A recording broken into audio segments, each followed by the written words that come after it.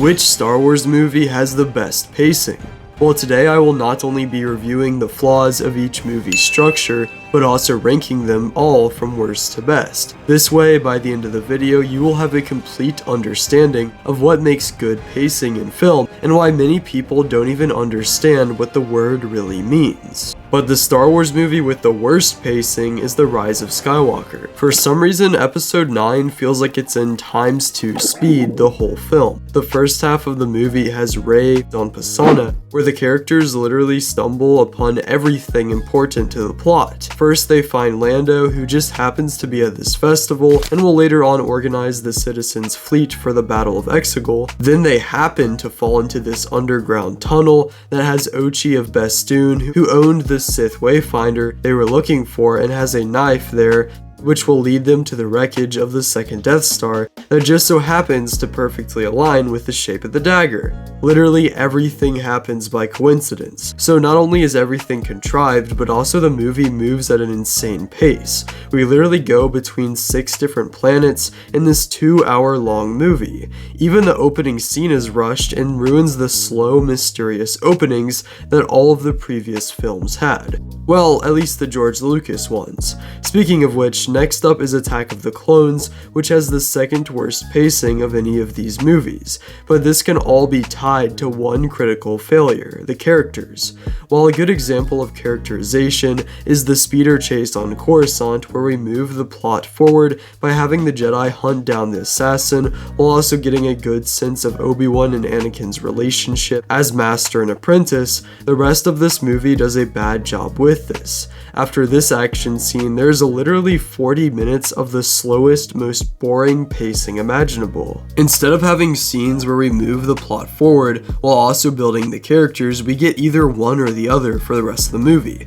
For example, Anakin talking with Palpatine for the characterization, or Obi-Wan discovering the clone army for the plot. This quality of pacing can be defined as efficient characterization, which is just one of 3 aspects of pacing I will explore in this video. Another one of those qualities is flow, which the Phantom Menace is a glaring example of what not to do. As screenwriting expert Robert McKee once wrote, "We coach the audience to move like a long-distance runner, who rather than loping at a constant pace, speeds, slows, then speeds again, creating cycles that allow him to reach the limit of his reserves." So while the movies we will look at later, like The Empire Strikes Back, have a masterful way of weaving in between action and more delicate scenes, episode 1 doesn't quite get to that point.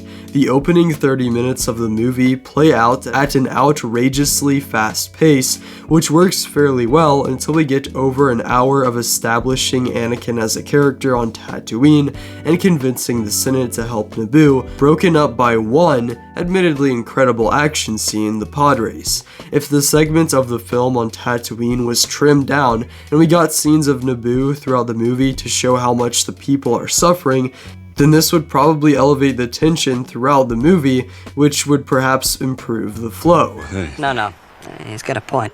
Return of the Jedi isn't much better, because the only difference with this film is that the first act plays out a little longer, and the second act is less slow due to the approaching battle between the Empire and Rebellion, but still. Both episode 1 and episode 6 have fast-paced first and third acts, with much more slow middle acts that are broken up with one action scene. While The Force Awakens doesn't have any terribly slow sections, it also has a strange structure. Unlike A New Hope, which, crazy enough, is higher on the list, The Force Awakens doesn't reveal the main conflict until the second half of the movie. In the first half, we know virtually nothing about anything going on and are just introduced to Rey, Finn, and Han Solo, and that there is a map to Luke Skywalker, but then in the second half, it suddenly becomes about the Resistance versus the First Order and Starkiller Base. Although I'll admit I'm kind of picking apart things that don't really bring the movie down too much, I just find it very uncreative and bland as a structure personally. However, Revenge of the Sith repeats the same mistake as The Rise of Skywalker, albeit on a smaller level. While this movie does have the best pacing of the prequels, rather than the entire middle being slower or the entire first half, Episode 3 is fairly balanced throughout, minus a 30-minute section on Coruscant after the opening battle and rescue mission, but it does fail in a different category. You see, our third pacing quality to analyze in this video is the literal pace itself, as in how fast the events of the movie go by.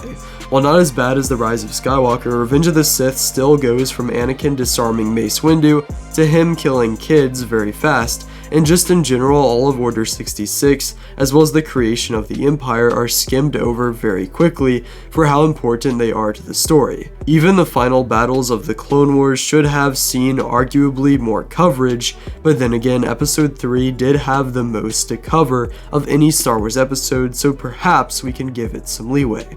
It's also important to mention that unlike the originals that take place right in the middle of the action and are adventure films, the prequels were designed to build up the story and be more focused on the political and tragic nature of the Clone Wars and Fall of the Republic, which means they were bound to have unconventional pacing. That doesn't necessarily make them worse movies, it just means that they are unconventional. But only a few years after Order 66 are the events of Solo, which are structured surprisingly well for how poorly received this spin-off movie was. Allow me to elaborate. Solo doesn't have any sections that are particularly slow, and similar to the original trilogy, it is much more of an adventure film. It does a very good job of focusing on the characters while also only adding new ones when it is important to the plot. For instance, we meet Lando when the main group needs a ship that can navigate through the Kessel Run successfully. This movie truly mirrors A New Hope, which also follows one narrative that adds on additional characters as it progresses. This way, from the time Luke meets Obi-Wan until the destruction of the Death Star, the movie is constantly moving forward with both the characters and the plot. This means there are no lulls in the pace like in the Phantom Menace. Even the first third or so, which is often considered slow by newer generations of fans, is broken up with scenes on the Death Star or with Darth Vader. The Last Jedi uses a similar technique, which brings it to our number 3 spot by having the film weave in between Rey's training, the Resistance on the brink of destruction, Finn going to Canto Bight to find the Codebreaker, and Kylo Ren's conflict between his master and Rey. Also, this movie does a really good job with the characterization while also moving the plot along by having Rey not only go on a mission to bring Luke back to save the Resistance, but also exploring the characters of Luke and Rey at the same time. Similarly, Kylo Ren is not just a mindless goon of Snoke, but also a complex character whose relationship with Rey is also very interesting. A movie that ties its story even deeper to the characters is Rogue One. The final chapter of the Andor trilogy, aka Rogue One, has its central plot point, the weakness in the Death Star, tied to a personal emotional story of father and daughter, with Galen Erso, who is the engineer of the battle station, and Jyn Erso, who honors his death by sacrificing herself for the cause.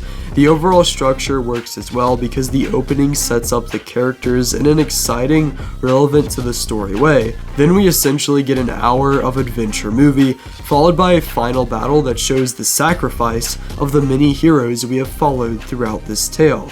But the film with the best pacing is But in case you are new to the channel, this is actually the segment where I give some brief self-improvement advice, and today we will actually be looking at Mark 12:41 through 44 in the Bible, so if that's not your thing, then you can get back to the video by skipping to this time right here. And I am a little bit sick, so that is why my voice is a little bit messed up, but the Bible says, talking about Jesus, he sat down opposite the treasury and watched the crowd putting money into the treasury. Many rich people put in large sums. A poor widow came up and put in 2 small copper coins, which are worth a penny. Then he called his disciples and said to them, "Truly I tell you, this poor widow has put in more than all those who are contributing to the treasury. For all of them have contributed out of their abundance, but she out of her poverty has put in everything she had, all she had to live on."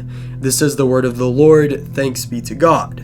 Now, the takeaway from this is that this week when you're at church, literally even if you have no money at all to give, even giving a little bit, even a penny, I mean, I'm not recommending you should give a penny to your church, but, you know, any amount is considered good, even if you have little to nothing. But getting back to the video, this is just a quick reminder that if you have any video suggestions for me, then you can leave it in the comments down below, and I will check it out. But yeah, let's get back to it. But the film with the best pacing is The Empire Strikes Back.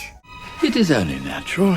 Not only does episode 5 have a nearly perfect flow, going in between action and adventure to Luke's training with Yoda, but it also makes the original trilogy overall much better by one critical decision. Rather than having the big turning point and the most important conflicts all taking place in the final movie, like the prequels and sequels do, The Empire Strikes Back has the big twist in this movie so that Return of the Jedi can properly cover those conflicts without feeling rushed. So maybe if we found out Rey was a Palpatine in The Last Jedi, and Anakin found out Palpatine was the Sith Lord in Revenge of the Sith, those trilogies could have been a little bit better. But if you want to know 10 other improvements that could have made Revenge of the Sith better, then click this video on screen now.